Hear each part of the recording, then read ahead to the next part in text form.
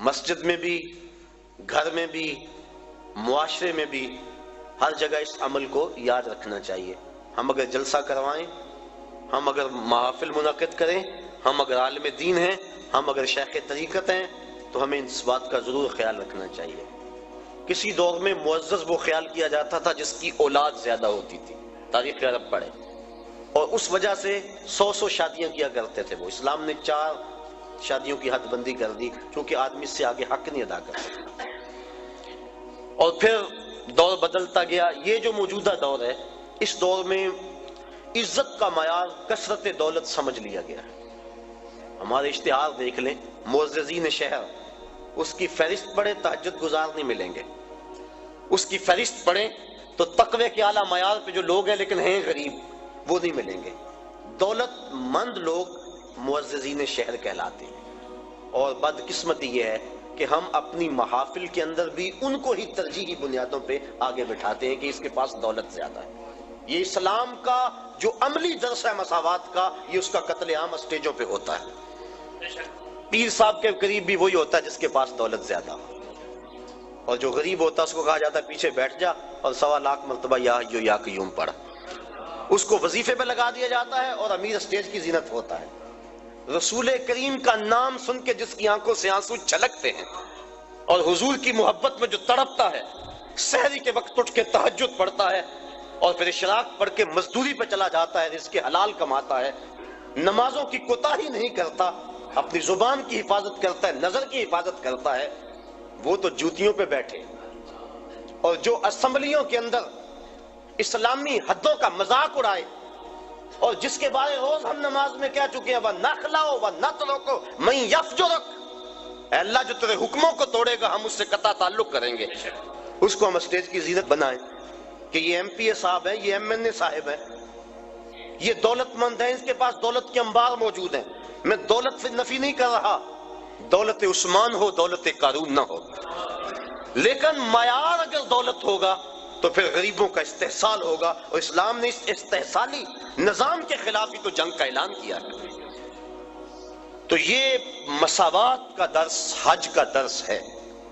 اس بات کو اچھی طرح سے ذہن میں رکھا جائے اور اپنی عملی زندگی کے اندر ترجیح کس کو دی جائے؟ جو تقوی والا ہے۔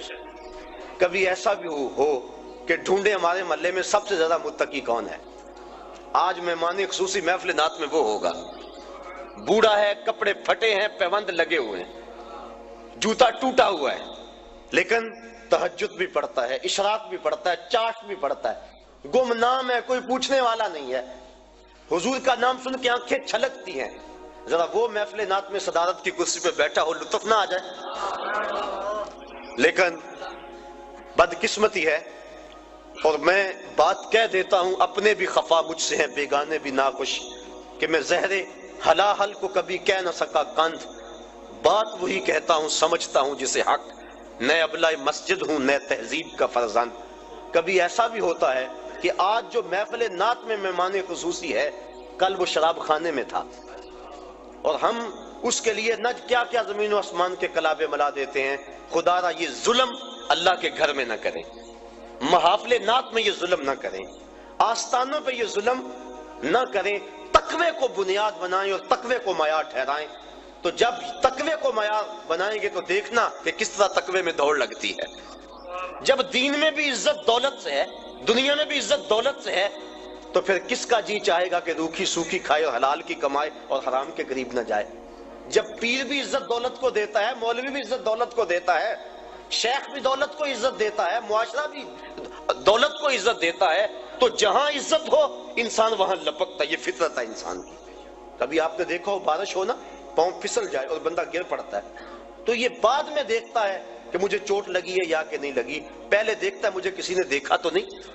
یہ فطرت ہے انسان کی، اسے اپنی عزت اپنی جان سے زیادہ عزیز ہے، تو جہاں عزت ملتی ہے وہاں بڑھتا ہے۔ تو اگر اس کو یہ سبق دیا جائے کہ جس کے پاس دولت ہے اس کے پاس عزت ہے، تو دولت کی دوڑ لگے گی۔ اور اگر معاشرے میں علماء، مشائخ، ذمہ دار لوگ یہ شعور دیں گے کہ جس کے پاس تقوی کا نور زیادہ ہے وہ معزز ہے، تو دیکھنا مسجدوں کی رونقیں بڑھتی ہیں یا کہ نہیں بڑھتی۔ تو یہ اسلام کا عملی درس ہے حج کے موقع پہ مساوات کا۔ حج کا چوتھا مقصد، یہ جو گفتگو ہے، یہ جو مضمون ہے، یہ تفصیل طلب ہے. اس حوالے سے بہت سے دکھڑے ہیں میرے سینے کے اندر، اور ہمارے معاشرے کے اندر جو کچھ ہے یہ آپ بھی اس سے باخبر ہیں اور میں بھی باخبر ہوں. انشاءاللہ زندگی رہی تو کبھی اس پر گفتگو کریں گے، لیکن اگر اب اس پہ میں بات کی تو پھر کافی وقت جو ہے وہ گزر جائے گا. معاشرے کے وہ محروم طبقے اور عدم مساوات کا جو انداز ہمیں نظر آتا ہے معاشرے کے اندر، اس سے معاشرے میں جرائم پھیل رہے ہیں، اس سے معاشرے کے اندر ظلم اور جبر پھیل رہا ہے، اس سے معاشرے کے اندر بے سکونی ہے اور طمانیت کا نور کسی کے پاس نہیں ہے.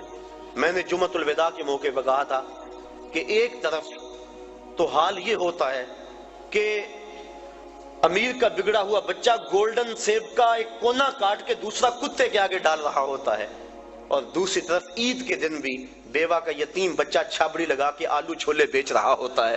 تو جس معاشرے میں یہ تقسیم ہو اس معاشرے میں روشنی کیسے آ سکتی ہے، اس معاشرے میں نور کیسے آ سکتا ہے؟ میرے آقا تو یتیم کو سینے سے لگاتے ہیں، اس کو نیا لباس بھی دیتے ہیں، عزت بھی دیتے ہیں، اور ساتھ یہ بھی کہتے ہیں بیٹا کیا تو پسند نہیں کرتا کہ محمد تیرا باپ لگے اور عائشہ تیری ماں لگے اور فاطمہ تیری باجی لگے؟ پھر جب وہ انگلی تھام کے حضور کی چلتا ہے تو وہ کہتا ہے کہ تھا تو یتیم لیکن مزہ آ گیا مصطفیٰ کی انگلی تھامے جا رہا. تو اگر ہم پسے ہوئے طبقوں کو عزت دیں گے اور انسانی وقار کو ملحوظ رکھیں گے اور اسلام کا جو مساوات کا درس ہے اس درس کو ہر صورت کو ملحوظ رکھیں گے تو معاشرے کے اندر طمانیت ملے گی، غریب کو بھی سکون ملے گا اور امیر کو بھی سکون ملے گا. اور وہ لوگ قابل داد ہیں کہ جو دولت کی کثرت کے باوجود تکبر کی اس خصلت سے اور نمایاں ہونے کی اس آرزو سے مبرہ ہے. ایسے لوگوں کی کمی بھی معاشرے کے اندر نہیں ہے.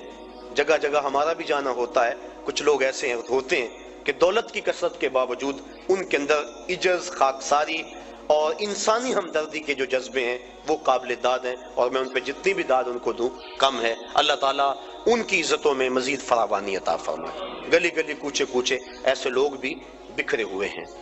حج کا یہ تیسرا مقصد تھا مساوات. حج کا چوتھا مقصد ہمیں ہمارے ماضی سے جوڑنا ہے. ہمارا جو ماضی ہے، ہماری جو تاریخ ہے، اس سے ہمیں جوڑنا، یہ حج کا چوتھا مقصد. آپ دیکھ لیجئے، ملاحظہ کر لیں پورے حج کو. ہم ملت خلیل سے ہیں اور ہمیں ماضی سے جوڑا گیا. طواف کعبہ ہے، پہلے چکر رمل کے لگائے جاتے ہیں. رمل کیا؟ جس طرح پہلوان اکھاڑے میں چلتا تھوڑا سا ٹہل ٹہل کے کندھے چکا کے اس طرح طواف کرو، پہلے چکر رمل کے لگاؤ. اللہ کا گھر اور اکڑ کے چلے. لیکن تاریخ ڈھونڈی تو یوں ماجرا سامنے آیا کہ فتح مکہ کے دن کافر چھتوں پہ تھے، مسلمان شب و روز ہجرت مدینہ کے بعد جنگوں کی محنت، دین کے لیے تگ و تاز اور جد و جہد میں مصروفیت کی وجہ سے سخت کمزور تھے. کافروں نے کہا دیکھو مکے میں تھے تو آسودہ تھے، یہاں سے چلے گئے نا تو دیکھو کیا حال ہو گیا. آقا کریم فرمایا ذرا تم تھوڑا سا ٹہل کے چلو تاکہ انہیں پتا چلے ہم ماڑے نہیں تگڑے ہیں. ان کو دکھلانے کے لیے اس انداز کے ساتھ پہلے چکر رمل کے لگوائے اللہ کے گھر کے سامنے. اب کفار چھتوں پہ موجود نہیں ہوتے، علت ختم ہو گئی. جب علت ختم ہوئی تو معلول بھی ختم ہونا چاہیے تھا، لیکن علت ختم ہوئی معلول ختم نہیں ہوا. چکر اسی طرح لگائے جاتے ہیں، گو کافر نہیں دیکھ رہے، یار کی سنت کو تو ادا کرنا ہے. تو یہ ماضی سے ہمیں جوڑا جا رہا ہے. ہمارا ذہن پلٹ کے ادھر چلا جاتا ہے اور فتح مکہ کا منظر آنکھوں کے سامنے گھوم جاتا ہے اور اسلام کی شان و شوکت سمجھ میں آتی.